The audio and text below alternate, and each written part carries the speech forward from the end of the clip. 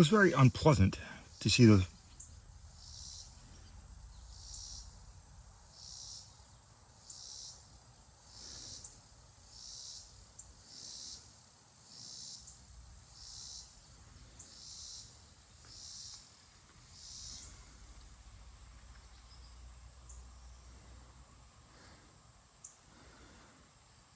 It was very unpleasant to see those filthy and disproportionate animals, which soon numbered about 15, grubbing about and making their kangaroo leaps in the gray twilight, where titan towers and monoliths arose.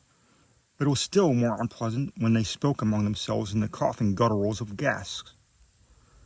And yet, horrible as they were,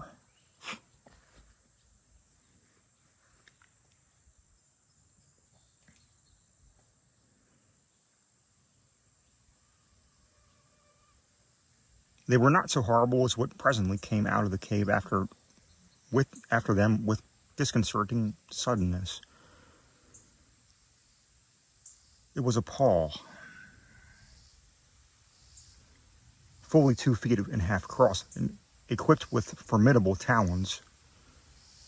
After it came another paw, and after that a great black furred arm, to which both of the paws were attached by short forearms. Then 2 pink eyes shone, and the head of the awakened Gug sentry, large as a barrel, wobbled into view. The eyes jutted 2 inches from each side, shaded by bony protuberances overgrown with coarse hairs, but the head was chiefly terrible because of its mouth. That mouth had great yellow fangs and ran from the top to the bottom of the head, opening vertically instead of horizontally.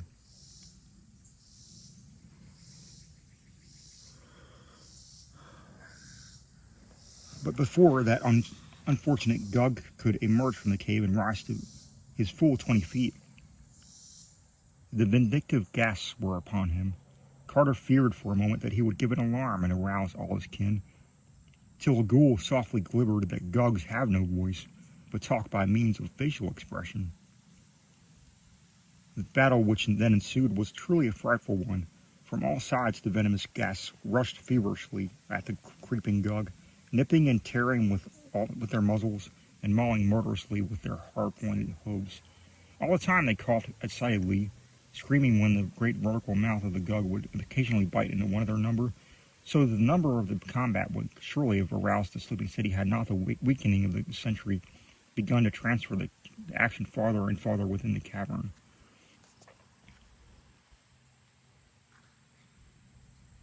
As it was, the tumult soon receded altogether from sight in the blackness, with only occasional evil echoes to mark its continuance. Then the most alert of the ghouls gave the signal for all to advance, and Carter followed the sloping 3 out of the forest of monoliths and into the dark, noisome streets of that awful city, whose rounded towers of cyclopean stone soared up beyond the sight. Silently they shambled over that rough rock pavement, hearing with disgust that abominable muffled snortings from great black doorways which marked the slumber of the Gugs. Apprehensive of the ending of the rest hour, the ghouls set a somewhat rapid pace, but even the journey was no brief one.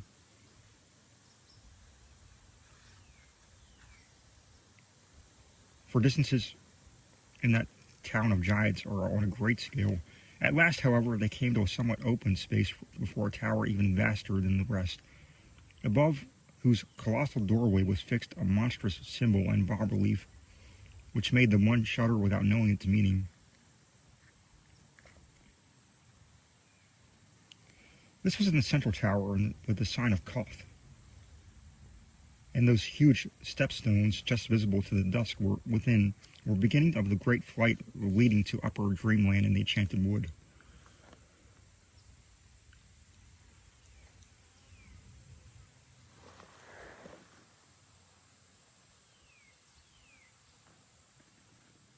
There now began a climb of interminable length and utter blackness, made almost impossible by the monstrous size of the steps, which were fashioned for Gugs and were therefore nearly a yard high. Of their number, Carter could form no just estimate, for he soon became so worn out that the tireless and elastic ghouls were forced to aid him. All through the endless climb there lurked the peril of detection and pursuit, for though no Gugs dared lift the stone door to the forest because of the Great One's curse, there are no such restraints concerning the tower and steps, and the escaped guests are often chased even to the very top. So very sharp are the ears of Gugs that the bare feet and hands of the climbers might be readily heard when the city awoke, and it would of course take but little time for the striding giants, accustomed for their ghast hunts in the vaults of Zin, to seeing without light, to overtake their smaller and slower quarry on those cyclopean steps. It was very depressing to reflect that the silent, pursuing Gugs would not be heard at all, and would come very suddenly and shockingly in the dark upon the climbers. Nor could the traditional fear of Gugs for ghouls be depended upon in that peculiar place where the advantages lay so heavily with the Gugs.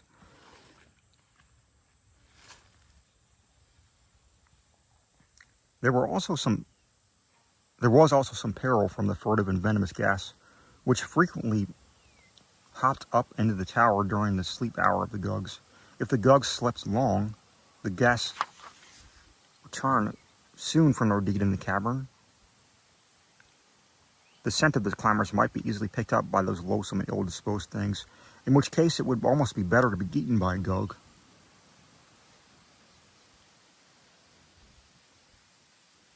Then, after eons of climbing, there came a call from the darkness above, and matters assumed a very grave and unexpected turn.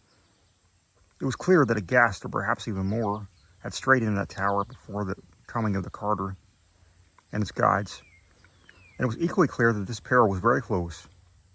After a breathless second, the leading ghoul pushed Carter to the wall and arranged his two kinfolk in the best possible way, with the old slate tombstone raised for a crushing blow whenever the enemy might come in sight. Ghouls can see in the dark, so the party was not as badly off as Carter would have been alone. In another moment, the clatter of hooves revealed the downward hopping of at least one beast. The slab-bearing ghouls poised their weapon for a desperate blow. Presently, two yellowish-red eyes flashed into view, and the panting of the ghast became audible above its clattering. As it hopped down to the step just above the ghouls, they wielded the ancient gravestone with prodigious force, so that there was only the wheeze and choking before the victim collapsed into a noxious heap. There seemed to be only this one animal, and after a moment of listening, the ghouls tapped Carter a signal to proceed again. As before, they were obliged to aid him, and he was glad to leave that place of carnage where the ghast's uncouth remains sprawled invisible in the blackness. At last the ghouls brought their companion to a halt, and feeling above him, Carter realized that the great stone trapdoor was reached at last. To open so vast a thing could not completely was not to be thought of. But the ghouls hoped to get it up just enough to slip the gravestone under as a prop, and permit Carter to escape through the crack. They themselves planned to descend again and return through the city of Gugs, since their elusiveness was great and they did not know the way overland to spectral Sarkomand with its lion-guarded gates to the abyss. Mighty was the straining of these three ghouls at the stone of the door above them, and Carter helped push with as much strength as he had. They judged the edge next the top of the staircase to be the right one, and to this they bent all the force of their disreputably nourished muscles. After a few moments, the crack of light appeared, and Carter, to whom the task has been entrusted, slipped the end of the old gravestone in the aperture. There now ensued a mighty heaving, but progress was very slow, and they of course had to return to their first position every time they failed to turn the slab and prop the portal open. Suddenly their desperation was magnified to 1,000-fold by a sound on the steps below them. It was only the thumping and rattling of the slain ghast's hooved body as it rolled down to the lower levels, but Of all the possible causes of that body's dislodgement and broken, none was in the least reassuring. Therefore, knowing the ways of Gugs, the ghouls set to with something of a frenzy. In a surprisingly short time had the door so high that they were able to hold it still while Carter turned the slab and left the generals open. They now helped Carter through, letting him climb up the rubbery shoulders and later guiding his feet as he clutched at the blessed soil of the upper dreamland outside. Another second and they were through themselves, knocking away the gravestone and closing the great trap door while panting became audible beneath. Because of the Great One's curse, no Gug might ever emerge from that portal. So with a great deep relief and sense of repose, Carter lay quietly on the thick, grotesque fungi of the enchanted wood, whilst his guide squatted near in the manner of the ghoul's rest.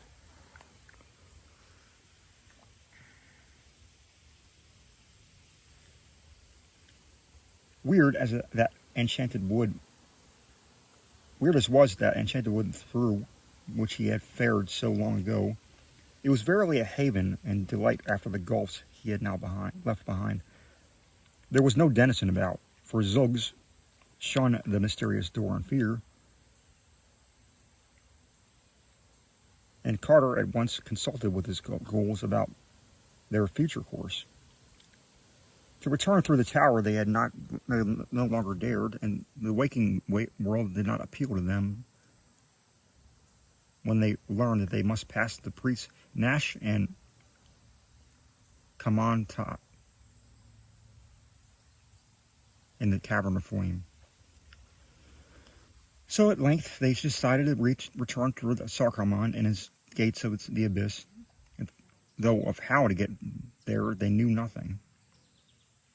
Carter recalled that it lies in the valley below Lank, and recalled likewise that he had seen Dilath Lean, a sinister, slant-eyed old merchant, reputed to trade on Lang. Therefore he advised the ghouls to seek out Dilath Lean, crossing the fields to Nur in the sky, and the river, following the river to its mouth. This they at once resolved to do, and lost no time in loping off, since the thickening of the dark promised a full night ahead for travel.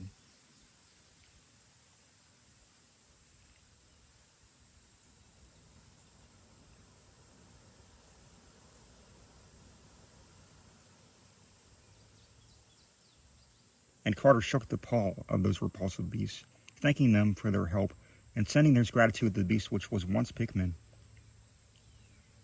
but could not help sighing with pleasure when they left. For a ghoul is a ghoul, and at best an unpleasant companion for man.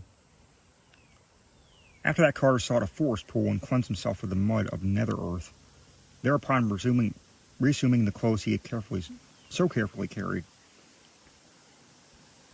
It was now night in that redoubtable wood of monstrous trees, but because of the phosphorescence one might travel as well as by day. Wherefore Carter set out upon the well-known route towards Seliphi and Uth Nargai, beyond the Tenarian hills. And as he went, he thought of the zebra he had left tethered to an ash tree on Nagranic in faraway Oriab so many eons ago, and wondered if any lava gatherer had fed and released it. And he wondered, too, if he would ever return to Baharna and pay for the zebra that was slain by night in those ancient ruins and by the Yath's shore, and if the old tavern keeper would remember him. Such were the thoughts that came to him in the air of the regained upper dreamland. But presently his progress was halted by a sound from a very large hollow tree.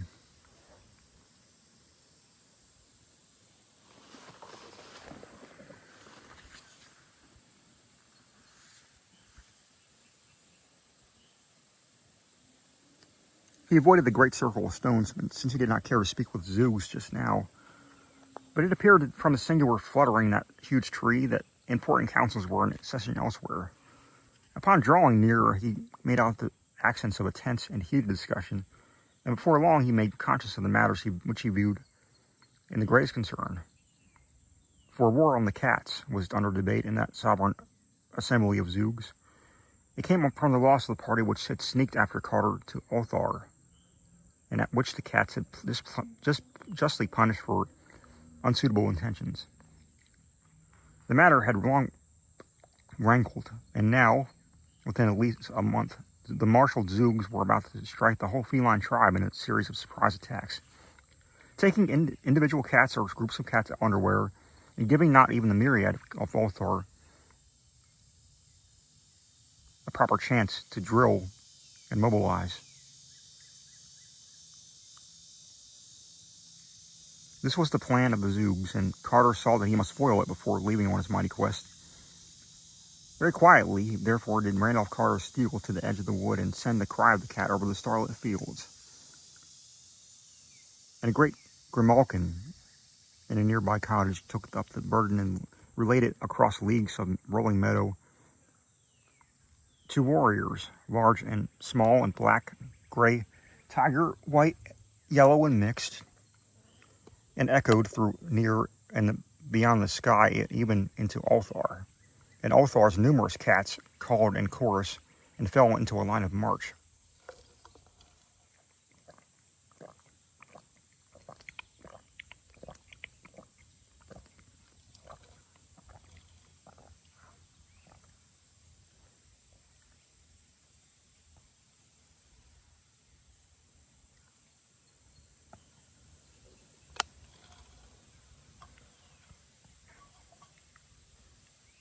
It was fortunate that the moon was not up, so that all the cats were on earth.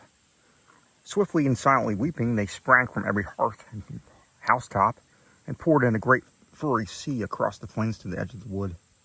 Carter was there to greet them, and the sight of shapely, wholesome cats was indeed good for his eyes after the things he had seen and walked within the abyss. He was glad to see his venerable friend and one-time rescuer at the head of Othar's detachment, a collar of rank around his sleek neck, and whiskers bristling at a martial angle. Better still, as a sub-lieutenant in that army, he was a brisk young fellow who proved to be none other than a very little kitten at the end to whom Carter had given a saucer of rich cream on that long-vanished morning in Othar. He was a strapping and promising cat now, and purred as he shook hands with his friend. His grandfather said he was doing very well in the army, and that he might well expect a captaincy after one more campaign.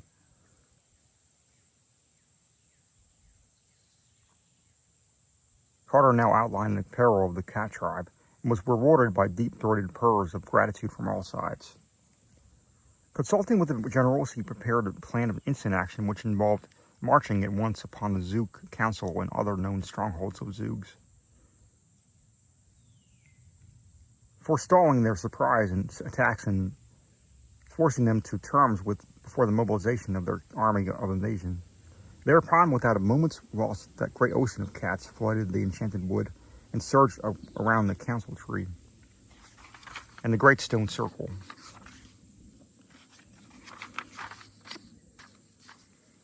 Flutterings rose to panic pitch as the enemy saw the newcomers, and there was very little resistance among the furtive and curious brown Zoogs. They saw that they were beaten in advance and turned from thoughts of vengeance to the thoughts of present self-preservation. Half the cats now seated themselves in a singular formation with the captured Zoogs in the center, leaving open a lane down which were marched the additional captives, rounded by the other cats in other parts of the wood. Terms were discussed at length, and Carter, acting as interpreter, it was decided the Zoogs might remain a free tribe on condition of rendering the cats a large annual tribute of grouse, quail, pheasants from the less fabulous parts of the forest. 12 young Zoogs of noble families were taken as hostages to be kept in the temple of the cats at Othar, and the victors made it plain that any disappearance of the cats on the borders of the Zoog domain would be followed by consequences highly disastrous to Zoogs. These matters disposed of, the assembled cats broke rank and permitted to the Zoogs to slink off one by one to their respective homes, which they hastened to do with many a sullen backward glance. The old cat general now offered Carter an escort through the forest to whatever border he wished to reach, deeming it likely that the Zoogs would harbor dire resent against him for the frustration of their warlike enterprise. This offer he welcomed with gratitude, not only for the safety it afforded, but because he liked the graceful companionship of cats. So in the midst of a pleasant and playful regiment, relaxed after a successful performance of his duty, Randolph Carter walked with dignity through that enchanted wood and phosphorescent wood of Titan trees, talking of his quest with the old general and his grandson, whilst others of the band indulged in fantastic gambols or chased fallen leaves that the wind drove among the fungi of the primeval floor. And the old cat said that he had heard it was much of old unknown Kadath in that cold waste, but he did not know where it was. As for the marvelous Sunset City, he had not even heard of that, but would gladly relay to Carter anything he might later learn. He gave the seeker some passwords of great value among the cats of Dreamland, and commended him especially to the old chief of the cats in Celify, whither he was bound. That old cat, already slightly known to Carter, was a dignified Maltese, and would prove highly influential in any transaction. It was dawn before when they came to the proper edge of the wood, and Carter bade his friends a reluctant farewell. The sub-lieutenant he had met as a small kitten would have followed him had not the old general forbid it. But that austere patriarch insisted that the path of duty lay with the tribe and the army.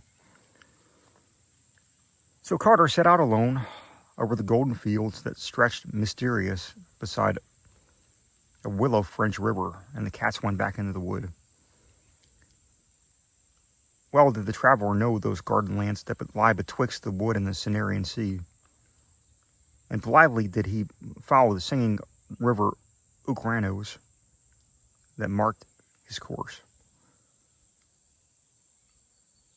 The sun rose higher over gentle slopes of grove of lawn, and heightened the colors of the thousand flowers that starred each a knoll and dingle. And a blessed haze flies upon all this region.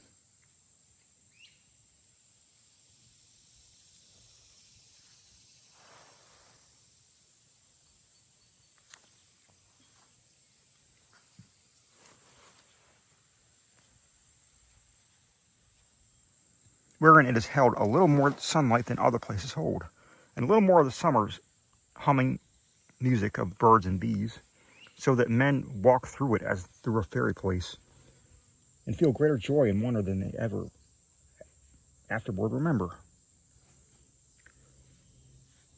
By noon, Carter reached the jasper terraces of Kieran, which sloped down to the river's edge and bear that temple of loveliness, wherein the king of Elec Vad comes from his far realm on the twilight sea once a year in a golden palanquin to pray to the god of Ukrainos, who sang to him in youth when he dwelt in the cottage by the banks. All of Jasper is that temple, covering an acre of ground with its walls and courts. Its 7 pinnacle towers, and its inner shrine where the river enters through hidden channels, and the god sings softly in the night. Many times the moon hears strange music as it shines on those courts and terraces and pinnacles. But whether that music be the song of the god, or the chant of the cryptical priests, none but the king of Elec Vad may say, for only he has entered the temple or seen the priests. Now, in the drowsiness of day, that carven and delicate fane was silent, and Carter heard only the murmur of the great stream and the hum of the birds and bees as he walked onward under an enchanted sun. All that afternoon the pilgrim wandered through perfumed meadows and in the lee of the gentle riverward hills, bearing peaceful thatched cottages and the shrines of amiable gods carved from jasper or chrysoberyl. Sometimes he walked close to the bank of oak rhinos and whistled to the sprightly and iridescent fish of that crystal stream. And other times he paused amidst the whispering rushes and gazed at the great dark wood on the farther side, whose trees came down clear to the water's edge. In former dreams he had seen quaint, lumbering boypots come shyly out of that wood to drink, but now he could not glimpse any. Once in a while he paused to watch a carnivorous fish catch a fishing bird, which it lured to the water by showing its tempting scales in the sun, and grasping by the beak with its enormous mouth as the winged hunter sought to dart down upon it.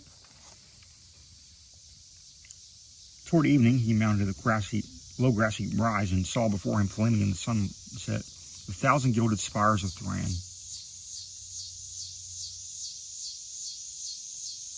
Lofty beyond belief are the alabaster walls of that great, incredible city, sloping inward toward the top and wrought in one solid piece by but what means no man knows, for they are more ancient than memory. Yet lofty as they are, with their 100 gates and 200 turrets, the clustered towers within, all white beneath their golden spires, are loftier still, so that men on the plain around them see them soaring into the sky, sometimes shining clear,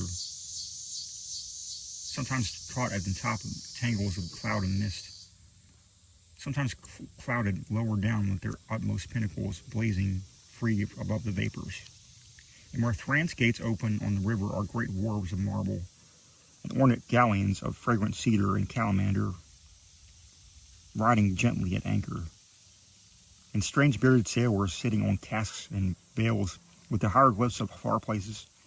Landward beyond the walls lies the farm country,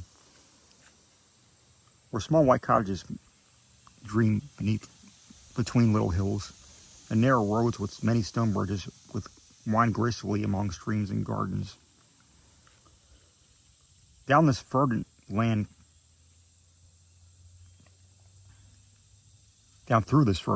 Carter walked that evening, and saw twilight float up from the river to the marvelous golden spires at Thran.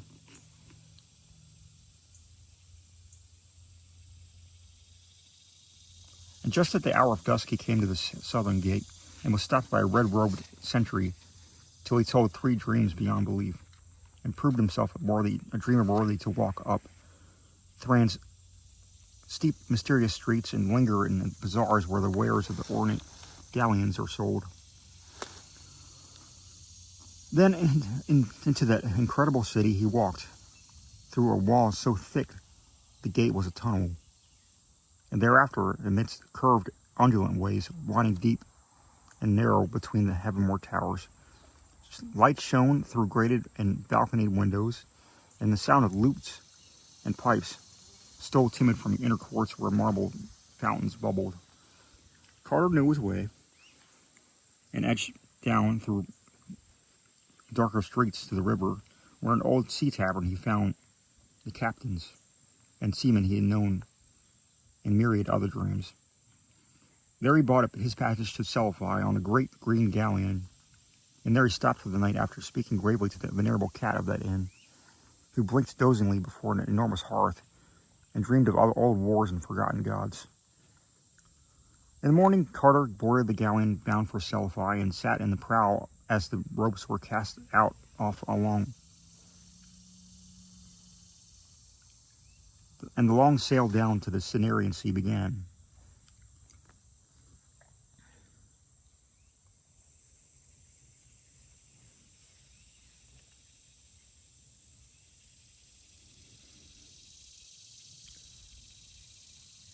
For many leagues the banks were much as they were above Thran, with now and then a curious temple rising on the farther hills toward right. The drowsy village on the shore, with steep red roofs and nets spread in the sun. Mindful of his search, Carter questioned all the mariners closely about those whom he had met in taverns of Selfie, asking the names and the ways of the strange men with the long narrow eyes, long lobed ears, thin noses, and pointed chins, who came in dark ships from the north and traded onyx for the carved jade and spun gold, and little red-singing birds of Selphie.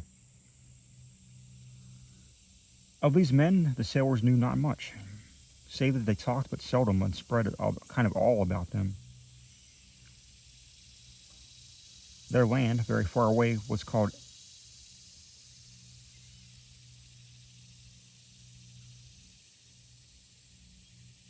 Inganok.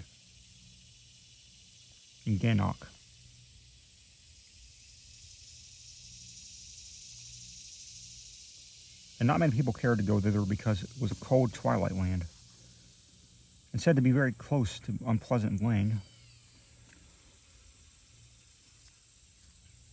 Although high impassable mountains towered on the side where Lang was thought to lie, so that none might say whether this evil plateau with its horrible stone villages and unmentionable monastery were really there, or whether the rumor was only a fear that timid people felt in the night when those formidable peaks loomed black against a rising moon. Certainly men have reached Lang from very different oceans.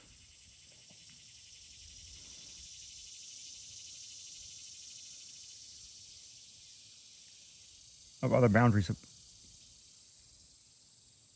Inganok, those sailors had no notion, nor have they heard the cold waste and unknown Kadath, save from vague, unplaced report. And of the marvelous sunset city Kadath, which Carter saw, they knew nothing at all. So the traveler asked no more of far things, but bided his time till he might talk with those strange men from cold and twilight Inganok, who are the seed of such gods as they carved from their features on the granite. Late in the day, the galleon reached those bend of the rivers of which traversed the perfumed jungles of Clyd.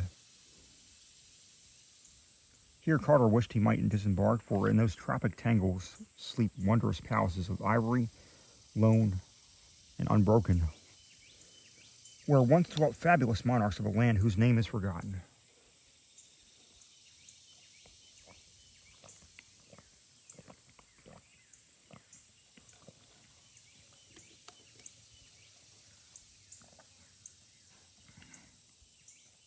Spells of the Elder Ones kept those places unharmed and undecayed, for it is written that they might one day be of need of them again, and elephant caravans have glimpsed them from far by moonlight, though none dares approach them closely because of the guardians to which their wholeness is due.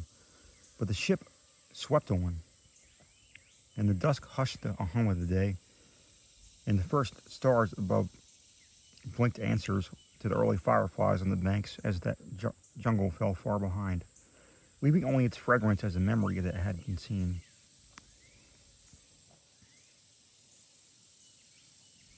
And all through the night, the galleon floated on past mysteries, unseen and unsuspected.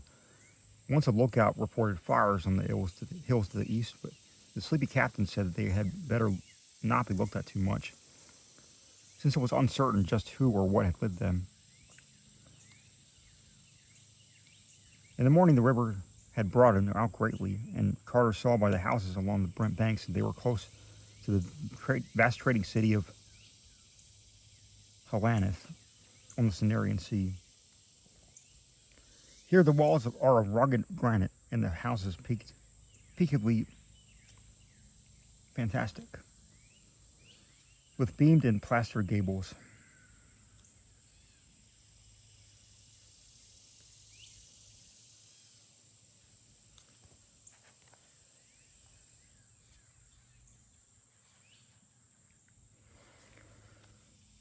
The men of Kadath are more like those of the waking world than any others in dreamland, so that the city is not sought except by barter, and is prized for the solid work of its artisans.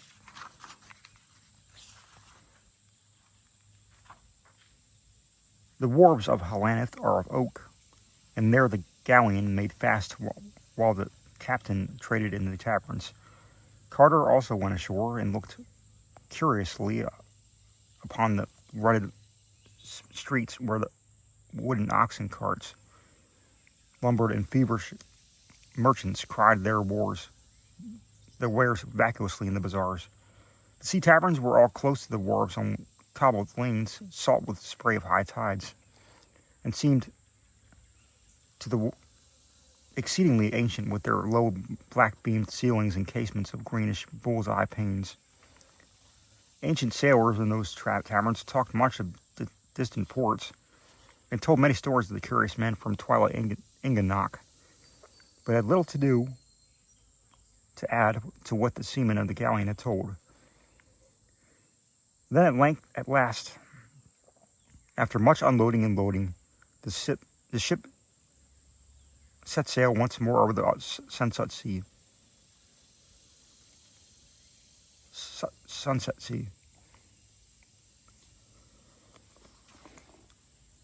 And the high walls and gables of Hellanath grew less as the last golden light of day lent them a wonder and a beauty beyond any that men has ever given them. 2 nights and 2 days the galleons sailed over the Cenarian seas, sighting no land and speaking but one other vessel. Then near sunset of the second day, there loomed up ahead the snowy peak of Aran.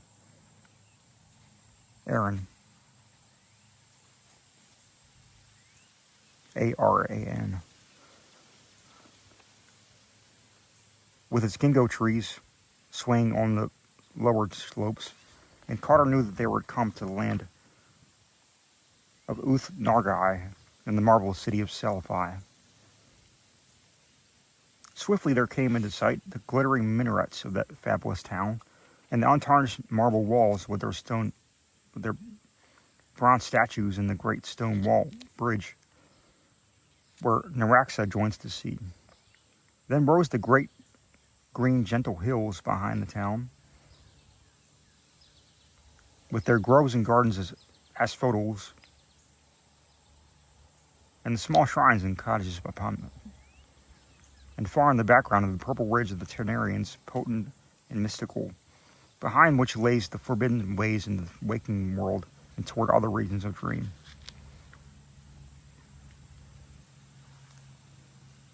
The harbor was full of painted galleys, some of which were the marble city, cloud city of Seranian, which lies in ethereal space beyond where the sea meets the sky, and some of which were from more substantial ports on the oceans of dreamland. Among these steermen threaded their way up the spice-fragrant wharfs, where the galleon made fast in the dusk as the city's million lights began to twinkle out over the water. Ever new seemed this deathless valley of vision, for here time has no power to tarnish or destroy. As it has always been,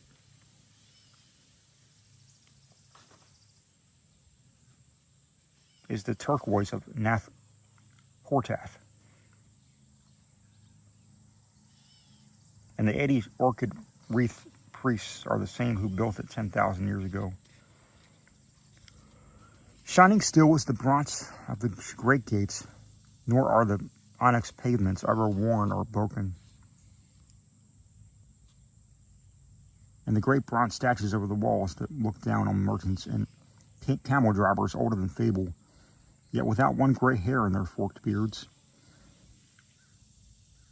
Carter did not at once seek out the temple or the palace or the citadel, but stayed by the seaward wall among traders and sailors. And when it was too late for rumors and legends, he sought out an ancient tavern he knew well and rested with dreams of the gods of unknown Kadath, whom he sought.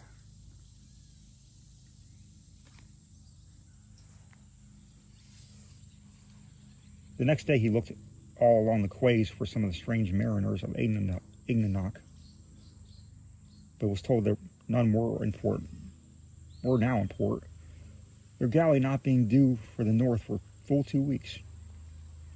He found, however, one Thorabonian sailor who had been to Inganock and had worked in the onyx quarries of that twilight place, and this sailor said there were many desert to the north of the peopled region, which everybody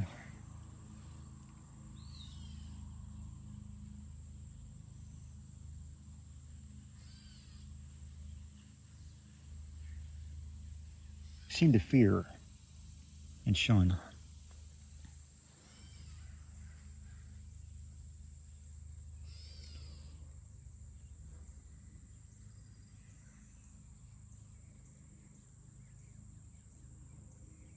The Thorbonian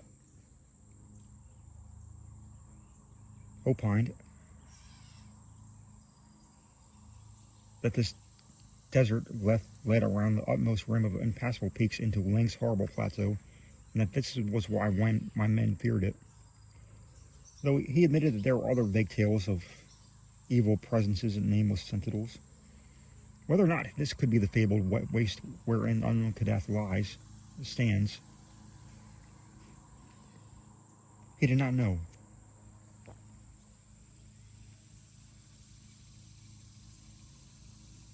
But it seemed unlikely that those presences and sentinels, if indeed they truly existed, were stationed for naught.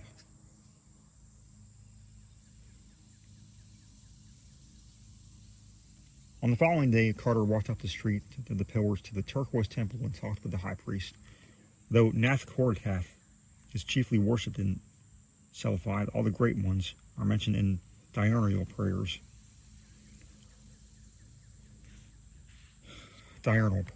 And the priest was reasonably versed in their moods.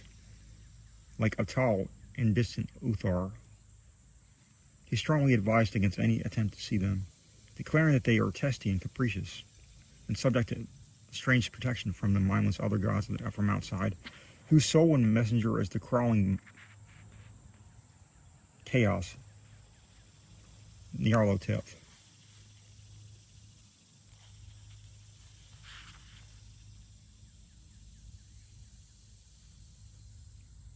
Nyarlathotep.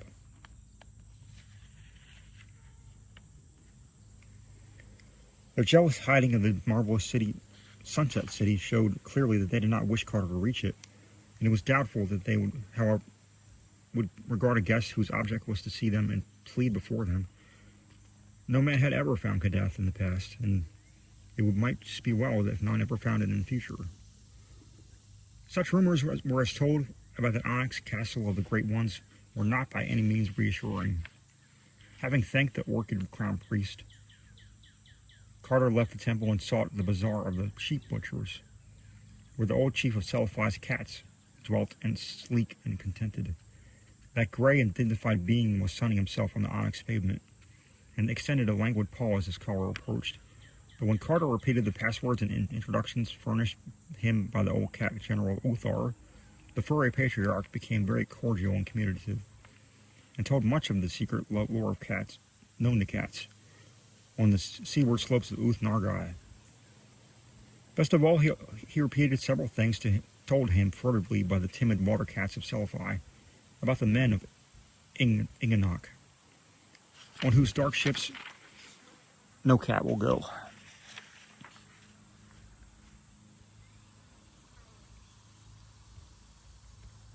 It seems that these men have an aura of not of earth about them, though that is not the reason why no cats will sail on the ship. The reason for this is that Inganok holds shadows which no cat can endure, so that in that cold twilight realm there is never a cheering purr or a homely mew.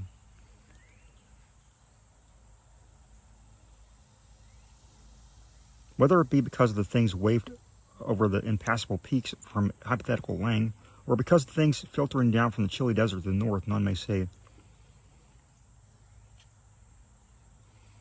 But it remains a fact that in that far land there broods a hint out of outer space which cats do not like, and to which they are more sensitive than men. Therefore they will not go on the dark ships that seek the basalt quays of Inganok.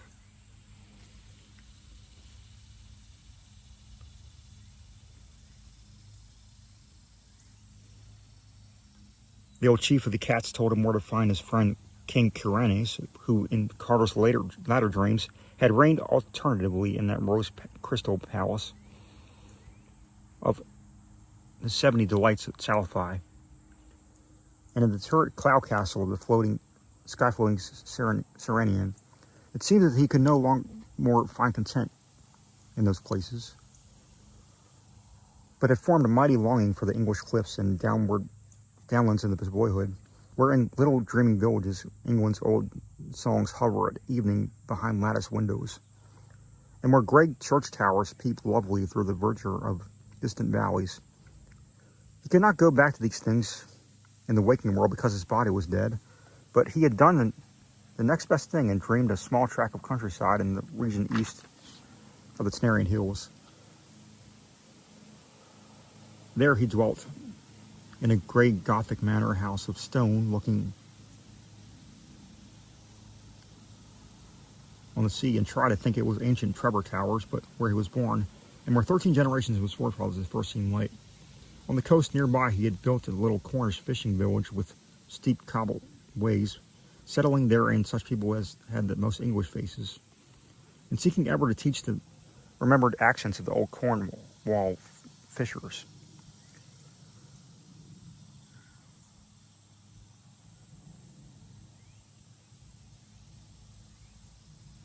And in a valley not far off, where he had reared a great Norman abbey whose tower he could see from the windows, placing around it churchyard gravestones with the names of ancestors carved thereon, and with a moss somewhat like Old England's moss.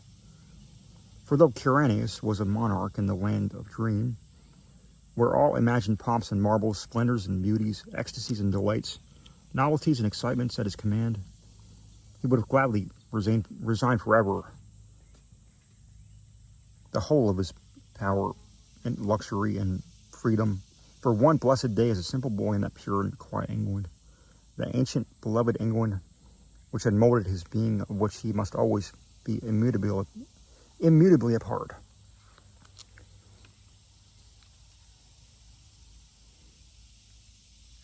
So when Carter bade that old great chief of the cats adieu, he did not seek the terrace palace of rose crystal, but walked out of the eastern gate and across the daisied fields toward a peaked gable, which he glimpsed through the oaks of a park sloping up to the sea cliffs.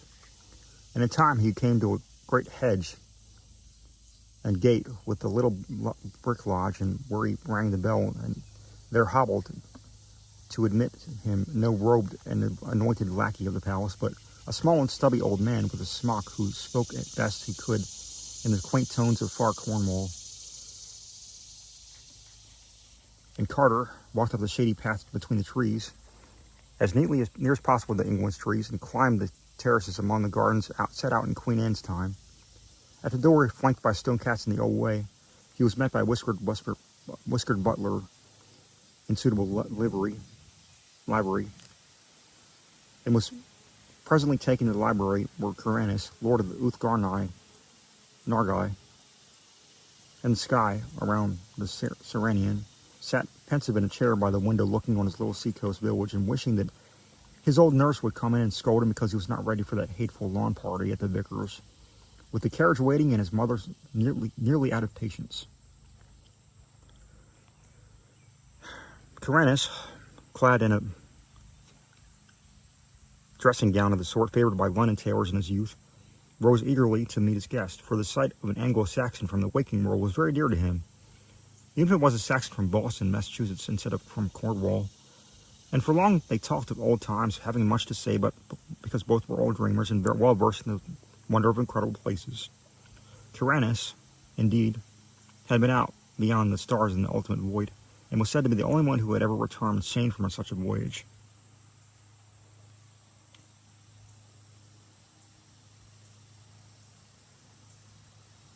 At length, Carter brought up the subject of his quest and asked his host those questions that he asked so many others.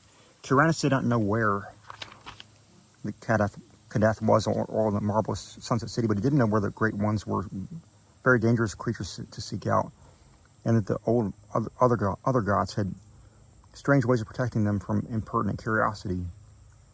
He learned much of the other gods in distant parts of space, especially in that region where form does not exist, and colored gases study the innermost secrets.